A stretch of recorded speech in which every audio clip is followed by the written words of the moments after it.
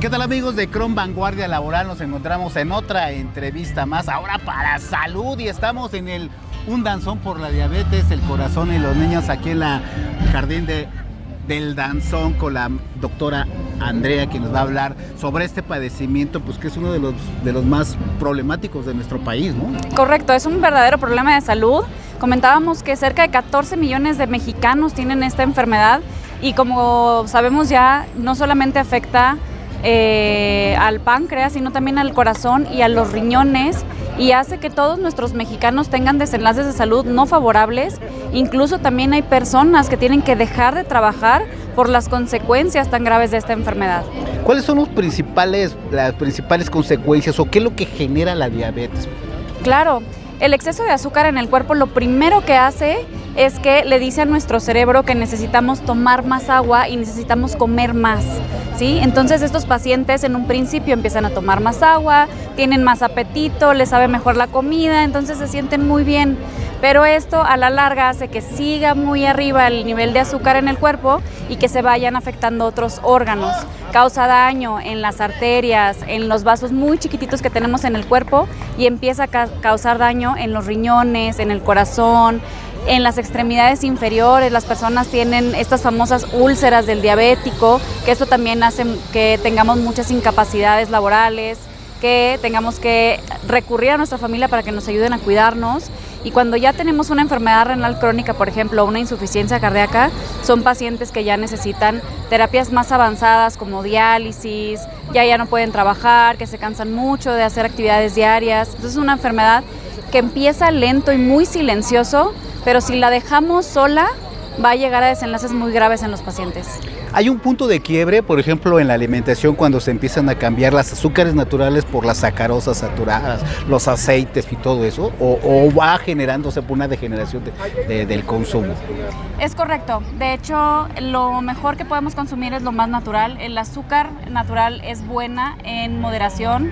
Las grasas son muy buenas en moderación. Aquí el tema siempre han sido los excesos. Y como el cuerpo, cuando tiene un exceso de azúcar, deja de producir insulina porque cree que ya no es suficiente la insulina en el cuerpo y la insulina deja de funcionar. Entonces, al ya no producir tanta insulina, que es esta llave que abre la compuerta de la célula para que la célula pueda utilizar el azúcar como energía, que es lo que necesitamos, la empieza a cambiar por proteínas que tenemos en los músculos y por grasas. Entonces empezamos a consumir más grasas, se nos empiezan a degradar los músculos, empezamos a perder masa muscular, y esto lleva a un daño muy crónico en el paciente. Hay otro problema más grave. Nuestra niñez y nuestras juventudes están padeciendo. Somos de los países más obesos en el mundo, ¿no? Es correcto, y la obesidad también causa inflamación crónica. Algo que muchas personas no saben es que la célula adiposa o la grasita que tenemos en el cuerpo es activa, no solamente está ahí, sino que también tiene funciones y que permite que se haga una inflamación crónica, que eso también lleva a que tengamos diferentes patologías. Y el problema, yo creo, con México es que la comida es tan rica que desde pequeños nos enseñan a comer y comer muy bien. Yo soy de Monterrey y a mí desde pequeña me enseñaron a comer cabrito, que es delicioso, pero altísimo en grasa, sobre todo el riñoncito, los cecitos. Pero qué cosa tan deliciosa, ¿no? Y yo creo que ese es un gran problema, que no le estamos enseñando a nuestros niños cómo comer de manera saludable y también disfrutar lo bueno que nos trae la cocina mexicana, para que no terminemos de adolescentes teniendo un problema como diabetes tipo 2.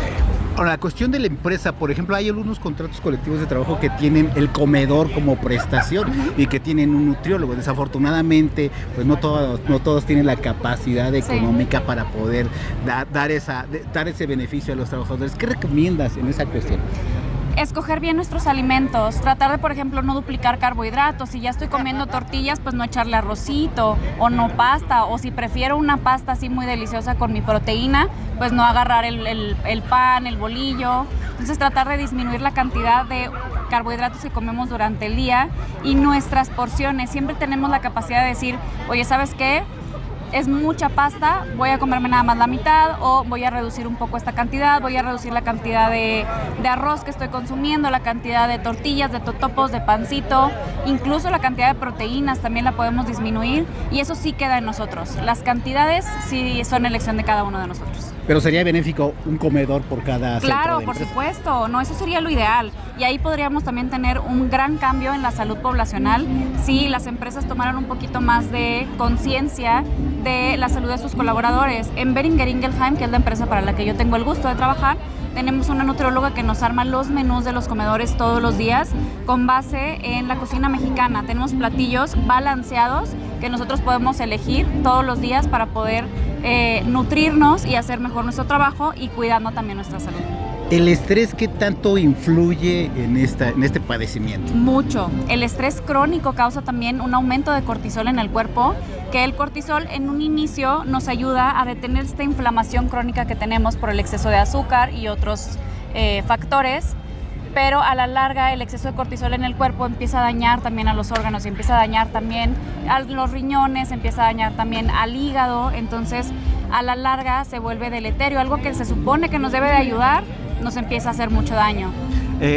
Los trabajadores han ganado bastantes derechos laborales, por ejemplo la ley Silla, pero debería ser algo bueno que tuvieran 15 o 20 minutos para practicar calistenia, algunos ejercicios para que se relajaran como los japoneses y liberar ese estrés. Hay mucho que aprender de la cultura japonesa, de hecho hay estudios que nos hablan que solo 5 minutos de hacer ejercicio de bajo impacto en el lugar de trabajo cada hora disminuye de manera importante todos los riesgos relacionados al sedentarismo.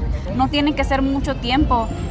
Entendemos también que a veces no hay disponibilidad de hacer estos 30 minutos de caminar todos los días o de ejercicio diario que nos recomiendan. Con solo 5 minutos cada hora que hagamos ejercicio de bajo impacto, incluso en nuestra propia silla en el trabajo, podemos disminuir todos estos riesgos relacionados al sedentarismo. Si no solucionamos este problema, ¿qué conflictos se nos vienen y no estamos preparados? Conflictos muy grandes y de hecho gracias por preguntarlo porque estamos viendo que hay muchas personas o pacientes con enfermedad renal crónica.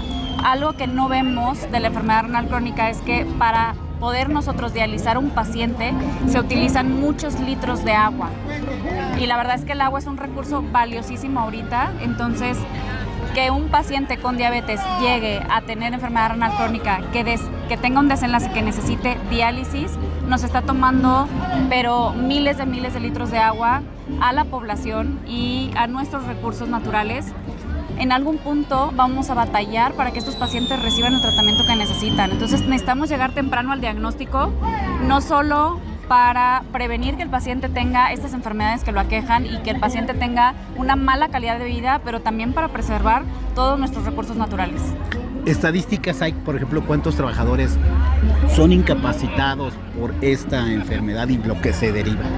Sí debería de haber, la verdad te mentiría si te doy un número porque no soy médico laboral, entonces desconozco esta estadística, pero yo presumo que debe ser una estadística bastante considerable viendo la cantidad de mexicanos que tienen esta enfermedad, que no es poca. 14 millones de mexicanos que tienen diabetes no es poco. Los permisos laborales para ir a poder ir a un centro de salud a checarse, porque a veces dices que pues, no hay, tienes que producir, nada más los agarran como estadísticas, pero también tienen que preocuparse la prevención, ¿no? Totalmente de acuerdo, yo creo que eso es algo que deberíamos de ver a nivel de políticas públicas, que haya realmente una política que nos permita que los trabajadores tengan tiempo para poder acudir a sus citas médicas.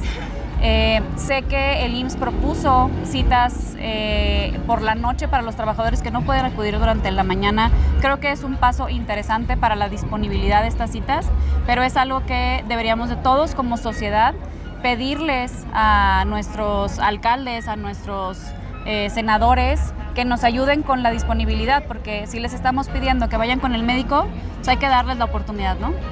Pues Andrea, muchas gracias por esta entrevista para Crom Vanguardia Laboral. Y nosotros, compañeros, nos vemos en otro episodio más para la sección de Cromosoma Salud en el Trabajo. Hasta luego.